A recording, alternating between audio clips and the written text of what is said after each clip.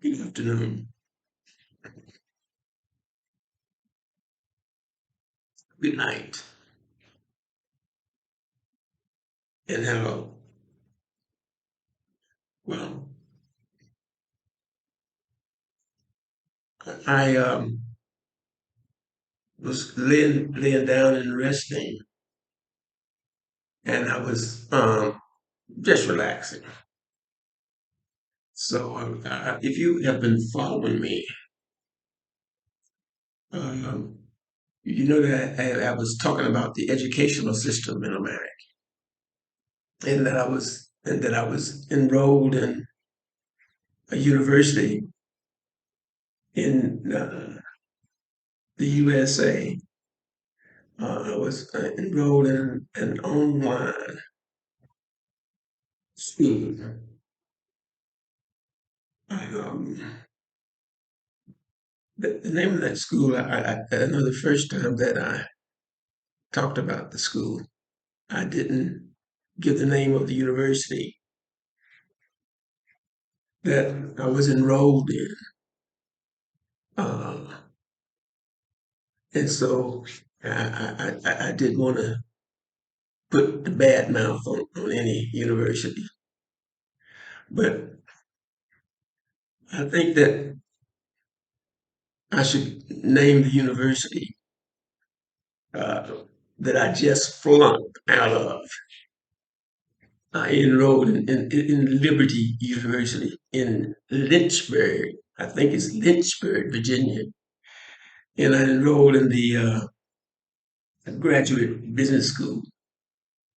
Now, I've studied back and forth at different universities, I guess, for as long as I can remember. I've always uh, found time to try to take a college course or a course I've always like enjoyed taking classes. So I enrolled in the business school, the graduate business school in Lynchburg, Virginia, Liberty University, and I just received my flunk. I just flunked out. Yeah, I just flunked.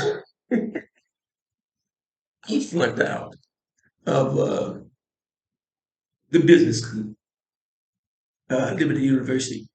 It was something like an experiment anyway for myself. I wanted to see just basically, here I am. I am 73 years old, retired. And I enrolled into a graduate business school in Lynchburg, Virginia, Liberty University. And I just was told that I had flunked out. It was quite interesting. Now, during the whole process, these people were telling me that I was not on any type of academic probation or anything. But it seemed to me if you were flunking out, is that something like being on academic probation?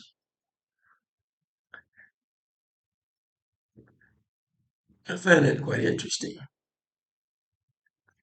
But what it all boils down to is that, as I understand it, is that I flunked out.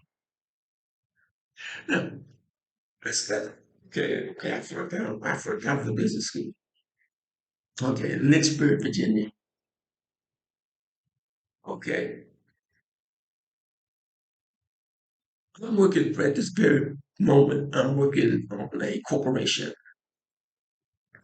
My corporation deals with basically three African countries, and that those countries I've been working with individuals where I'm interested in the name of my company is Musal Corner Consulting International. And basically what my company is concerned about is the performing arts, theater and the performing arts, and the marketing of performing arts. I presented my proposal to several agencies, several universities, and a few investing firms as an experiment. And what I found out was that all these guys are crooks. I mean, all these guys are crooks. Now, I'll give you the name of my corporation again. It's called Musa Corner Consulting International.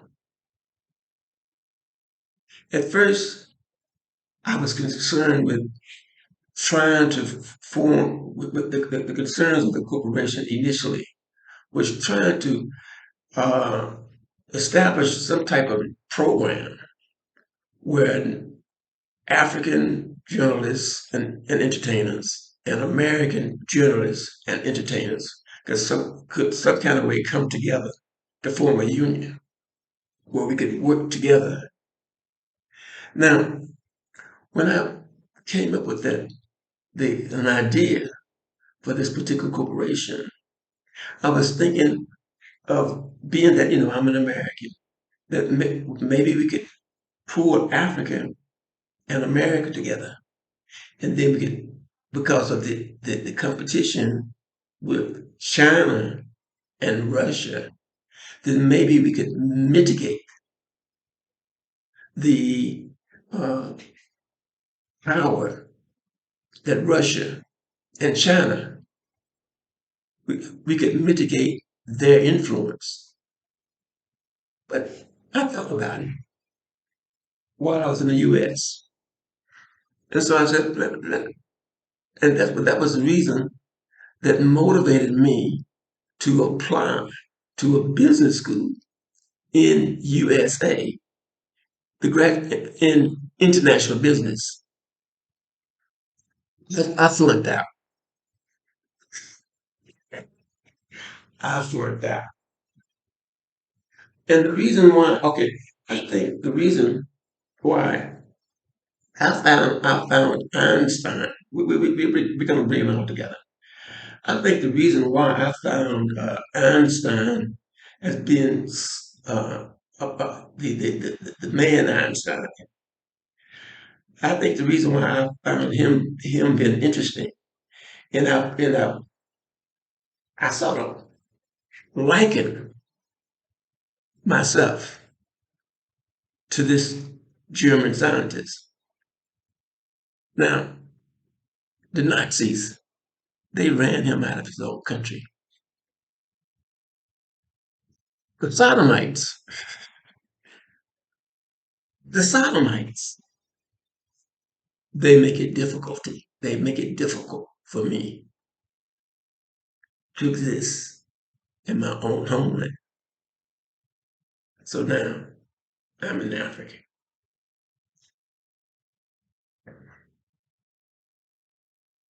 It's a shame, America. It's a shame. It's a shame, America. You go all over the world and you spend your time in Africa preaching your immorality.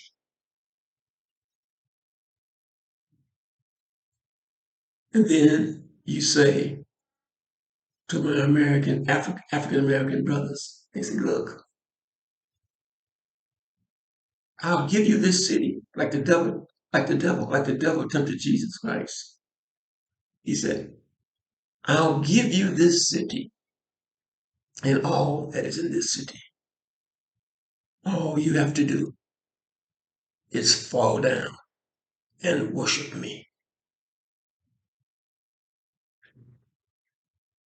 So when we go to America and we go into high places and we look and we say, wow, look at that African American. Look at what he's doing. Look at where he's at. The question is, my brother, my African American brother,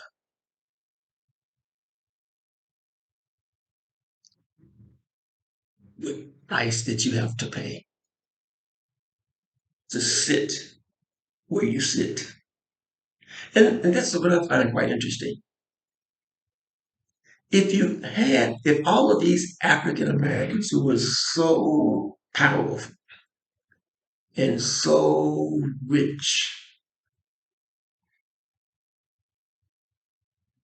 why do African Americans suffer the most in general?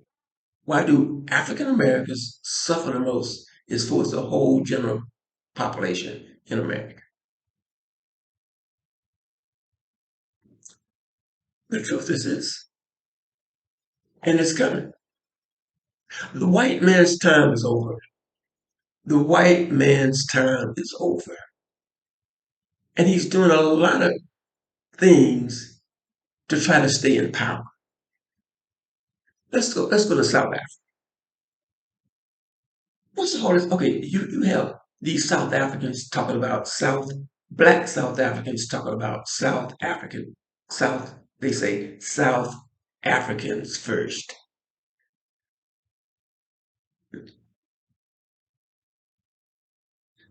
South Africans first. Just within the last 2, 3 years, South African youth were burning down Nigerian businesses in South Africa.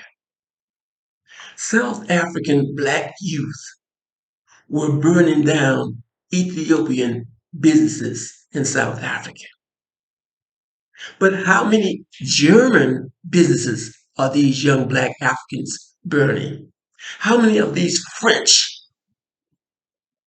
black South, how many of these French businesses are these young black South African businesses they are burning down?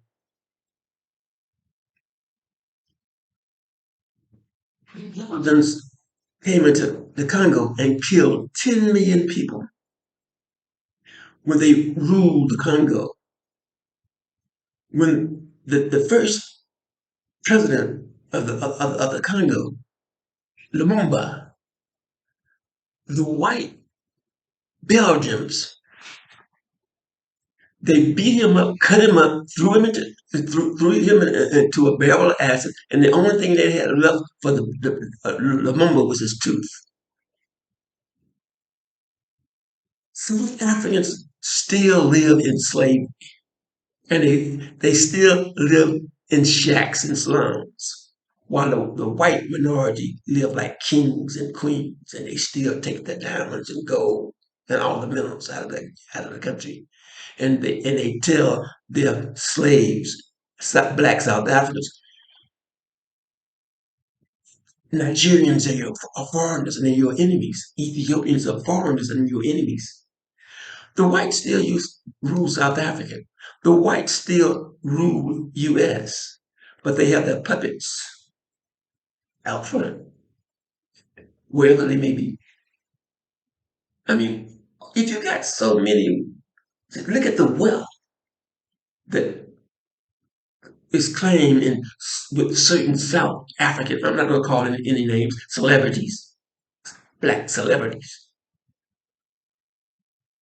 The wealth that these supposedly wealthy African Americans have, we could build a nation, but it's still that slave mentality.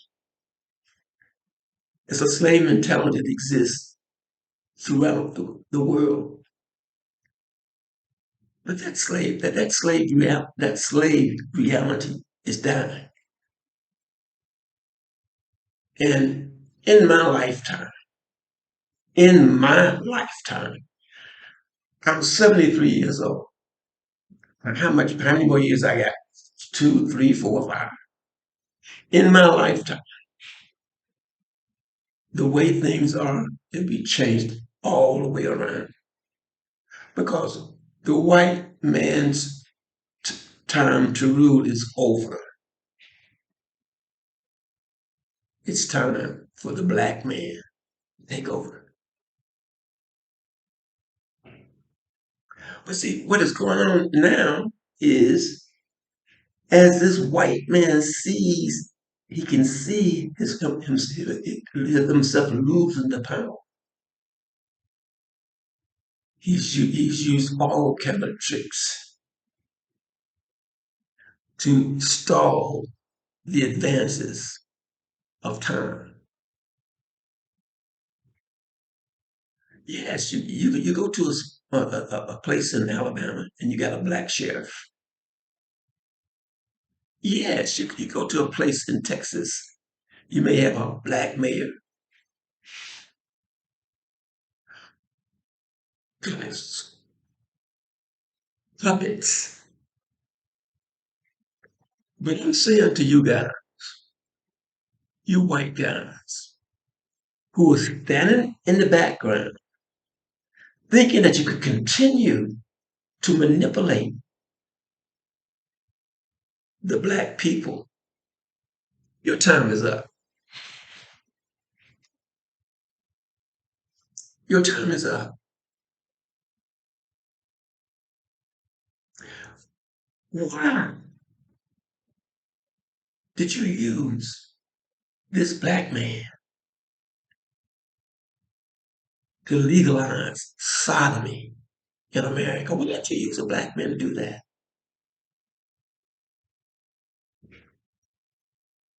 You and your immorality, you and your immorality, your time is up. And and this white, I have to call these the things they're doing are evil. So I have to call these are like evil people, lizards. These guys who are actually controlling the movements in different parts of the world. Why is there so much trouble simultaneously? Why is there so much trouble simultaneously on the globe? Is anyone thinking about it? Oh, when we as black men, when we see these things, well, we are seeing ourselves tearing each other. Look at the Sudan. Look at the Sudan. The same old story that's been happening for these years that blacks have been enslaved. The white minority are those whites who claim that they are the gods of this earth. It's all orchestrated.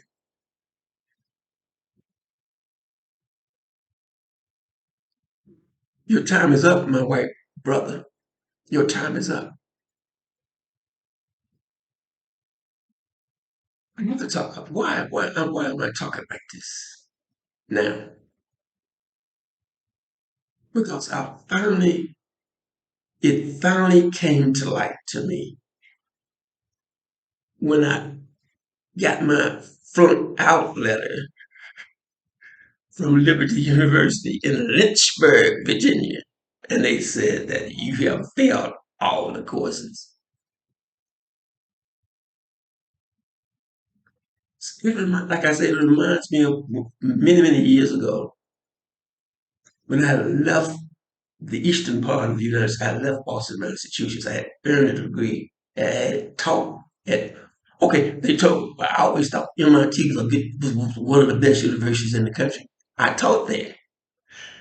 I taught him. I started a whole theater group at Brown University. Now that's supposed to be Ivy League. Yes, I did it. I taught in Detroit. I taught it at the University of Detroit. I taught at the University of USC, University of Southern California. I taught at MIT. Uh, I taught in public schools in Boston. And I go to a junior college in Los Angeles. Okay, of course, I never told the professors that I was a teacher. I just went to class. I just went to class. I never told the professors that I was a teacher. And the professor I could not get above a C. Now, my corporation, my international corporation, is a multi-billion dollar idea. Oh, yes, a multi-billion dollar idea, and it's going to succeed. And it wasn't a mistake. It was not my mistake. It was just my testing, but not willing to share an aspect with my American white brothers. But every single time that I take a consideration, the white intellect, it always shows I am 73 years old. I am 73 years old. I have lived in Africa and I have lived practically, I've lived in every area of the USA.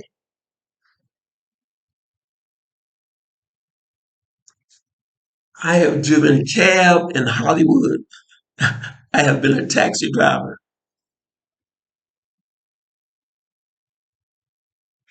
I have been a taxi driver. There was a notice that just came up on my computer. That's why I stopped. I have been a cab driver in Las Vegas, West Hollywood, Boston, Massachusetts. And I'm not bragging. I'm only talking about the facts. I'm only saying, look at this. I said, wait now. What is going on here? I just, look,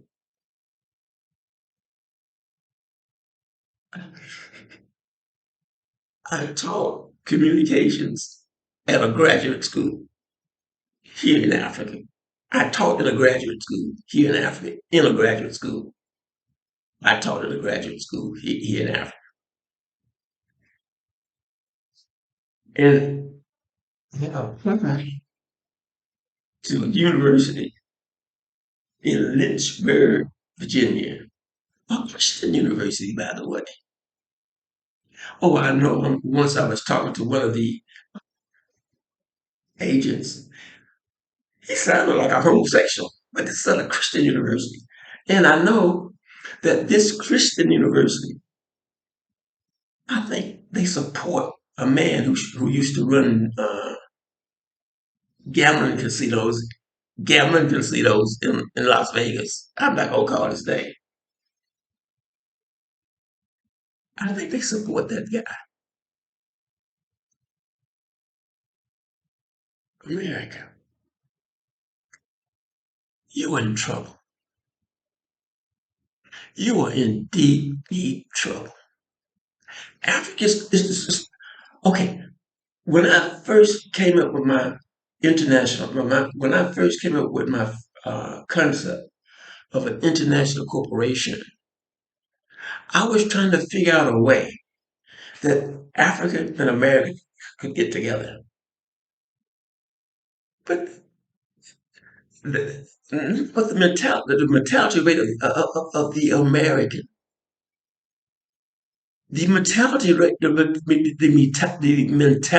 of the American is let's if we can let's all be sodomites.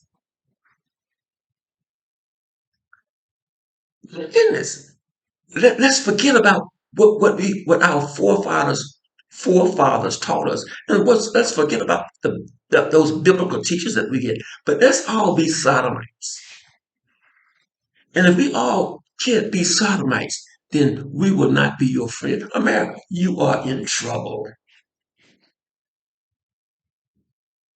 No, Africa. Okay, why don't you take your argument to Saudi Arabia? Why don't you go tell the Saudis that they should be sodomites?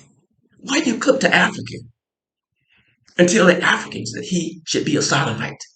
Why can't you go to Saudi Arabia? Why can't you go to countries like that? America, you're in trouble. You got people sleeping on the streets taking drugs.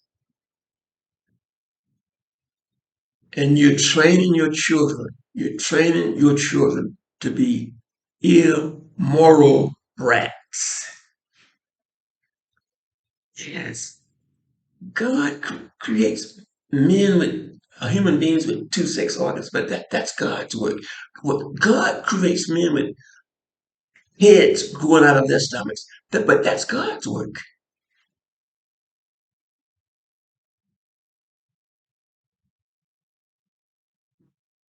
But no, America. And I agree. I agree 100% with the African, those African leaders saying, no, we are not going to teach our children to be sodomites.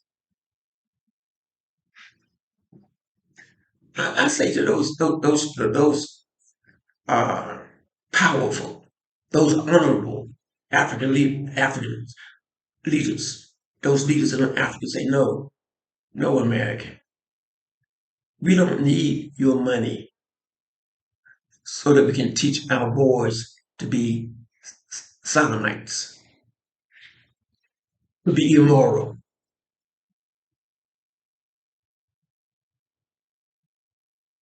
Yes, I just flunked out of business school. But you know, what happens in America is that they've always told the black man that you can't do this because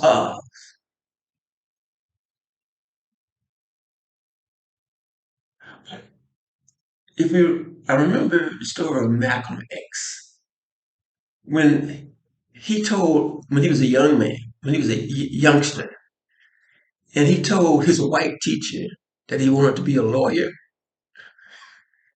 His white teacher said, "No, you don't want to be a lawyer. You black. You probably want to be a carpenter. Man, you're in trouble."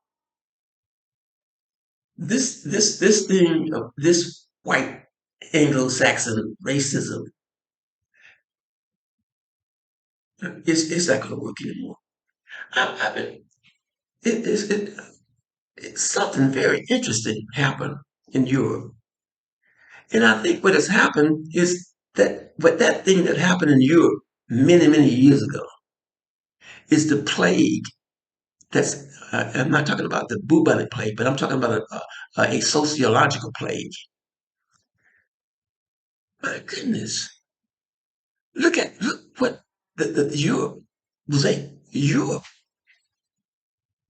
Adolf Hitler was groomed in Europe. The political philosophies, the sociological philosophies that were taught in the universities in Europe led to Mr. Adolf Hitler. Now, what they did to the Jews in Germany in prior to World War II, those Germans, they did it to Africans in South Africa. Namibia, I can't pronounce it, but it's a country called Namibia. It used to be a colony of Germany. They did the same thing that those Germans did to the Jews and the colored people in Germany before World War II. Germans did it to Africans in South, and when they control a colony in Africa, Namibia.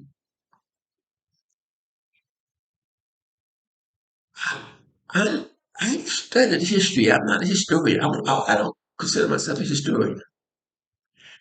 But when I studied the things that I studied in history, both here in America and in Africa, when I go to the libraries,